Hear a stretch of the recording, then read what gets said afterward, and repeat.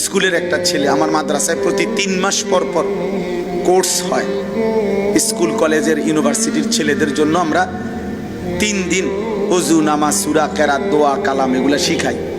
গতকালকে শেষ হয়েছে একটা কোর্স, 6, 7, 8 নভেম্বর 3 দিন, প্রায় 150-র মতো ছাত্র আলহামদুলিল্লাহ ওযু নামাজ শিখছে। সব কলেজের ছেলে, স্কুলের ছেলে, জেনারেল ছেলে।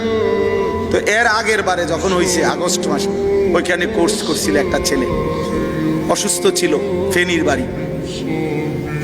তার ছেলেরা, তার বন্ধুরা আসছে, খবর পাঠাইছে ছেলেরা। ওই ছেলে 3-4 দিন, 1 সপ্তাহ বন্ধুদেরকে মা রে বলতো, মা সুখে থাকলেও মরে যাব, দুঃখে থাকলেও মরে যাব, হাসলেও মরে যাব, কাঁদলেও মরে যাব, এইটা কেবল কইতো। এই অবস্থায় 1 সপ্তাহের ব্যবধানে ছেলেটা অসুস্থ হয়ে মারা গেছে।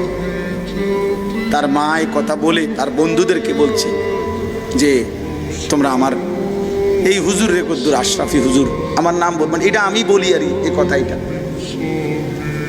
হুজুর একটু খবর পৌঁছাইও আমার ফুতে মরণের আগে। বহুবার এই কথাইটা বলছে। আমি পরে গত সপ্তাহে গিয়া নিজে মাহফিলের আগে আলাদা গিয়ে তার কবর জিয়ারত করে আসছি, ছেলেটার বাড়িতে গেছি।